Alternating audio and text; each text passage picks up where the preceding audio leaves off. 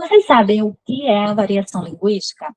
A variação linguística é um fenômeno que ocorre na língua através de mudanças, que podem ser mudanças históricas, sociais, podem ser mudanças regionais. É um conteúdo que cai demais no Enem, e em virtude disso, e ampliação, claro, do conhecimento de vocês, trago hoje um conteúdo completo sobre a variação linguística.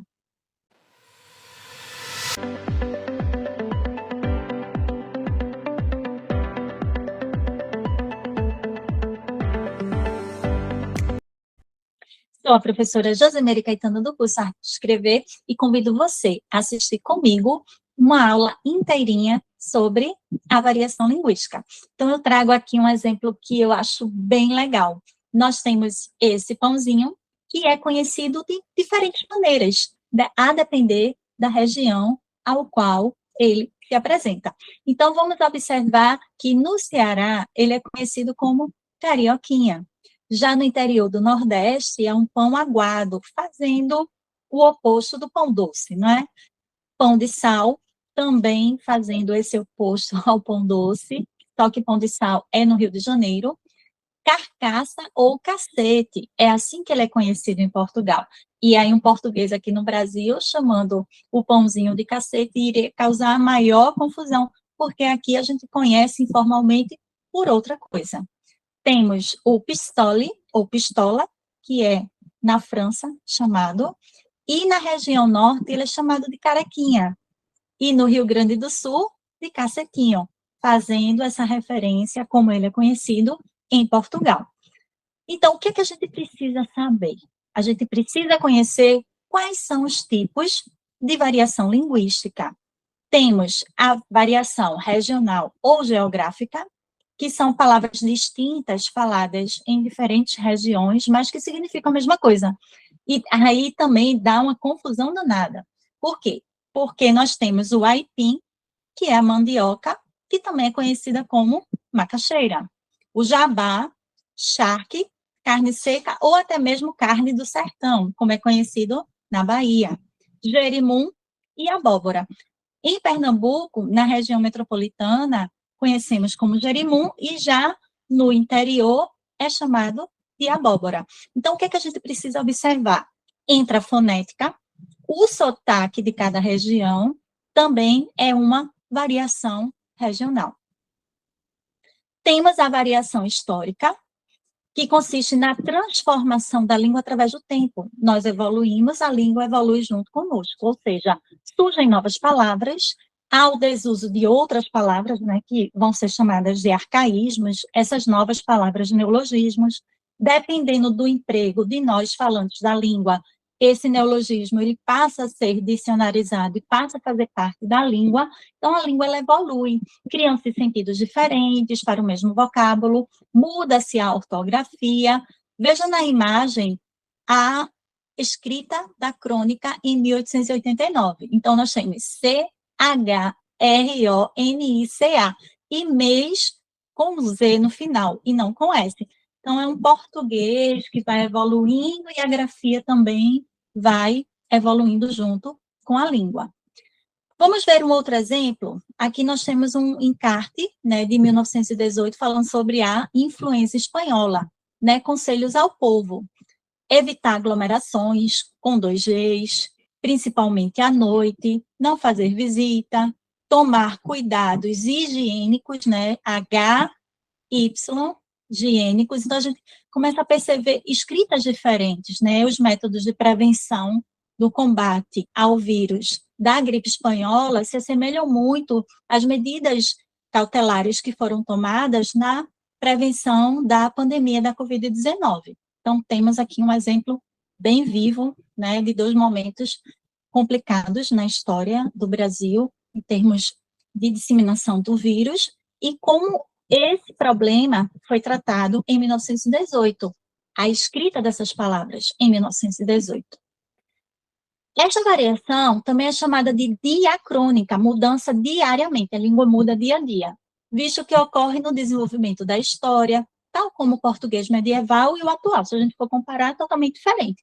Então, vejam esta imagem aqui, é bem legal. é um texto misto, né? Verbal e não verbal. Veja que belos movimentos elípticos fazem essas ondas, meu caro amigo. Pegá-las-emos nesse instante ou mais tardiamente. E o surfista fica sem entender, né? O tiozinho tá de terno, paletó e gravata, segurando uma prancha de surf. Então, elípticos, pegá-la-emos, são formas que caíram em desuso. Embora a gente ainda faça uso da mesóclise, mas não é algo que é usado com frequência na língua. Temos a variação regional. Cada região tem a sua maneira de se expressar, tem o seu sotaque, tem o seu próprio vocabulário. Veja o Chico Bento aqui. Variação linguística, né? Tangerina ou bergamota? Então, a variação regional consiste nas diferentes formas de pronúncia, incluindo o sotaque do vocábulos específicos, de estruturas sintáticas específicas, em razão da região geográfica que a língua é usada. No Brasil, temos sotaques muito marcados com os moradores do Rio Grande do Sul, com a fala gauchesca.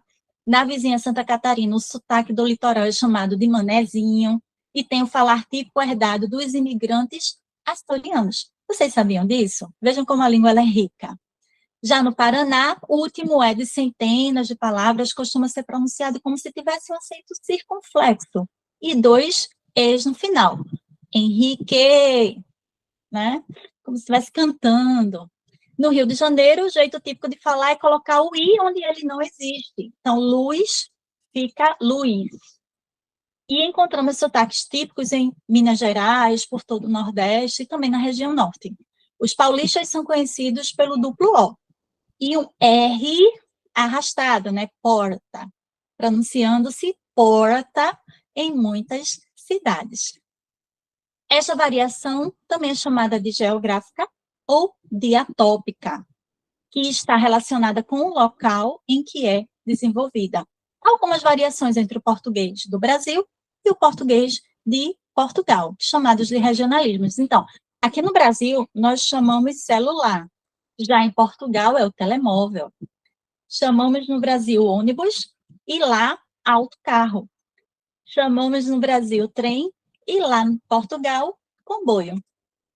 Temos também a variação social ou diastrática. Essa tirinha é bem legal, observem. De acordo com o laudo, você está com um processo de intumescência resultante de lesão inflamatória e necrose subcutânea. O médico falando para o paciente. O paciente se desespera. Meu Deus, doutor, e quanto tempo eu tenho de vida? E o médico, sorrindo, diz, não se preocupe, é só um furúnculo.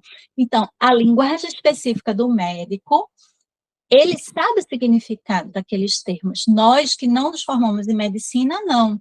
Então, essa variação social e diastrática é percebida segundo os grupos ou classes sociais envolvidas, tal como a conversa entre um orador jurídico e um morador de rua. E a variação dessa língua são chamados os socioletos. A linguagem técnica utilizada pelos médicos nem sempre é entendida por seus pacientes, justamente pelo motivo que eu expliquei.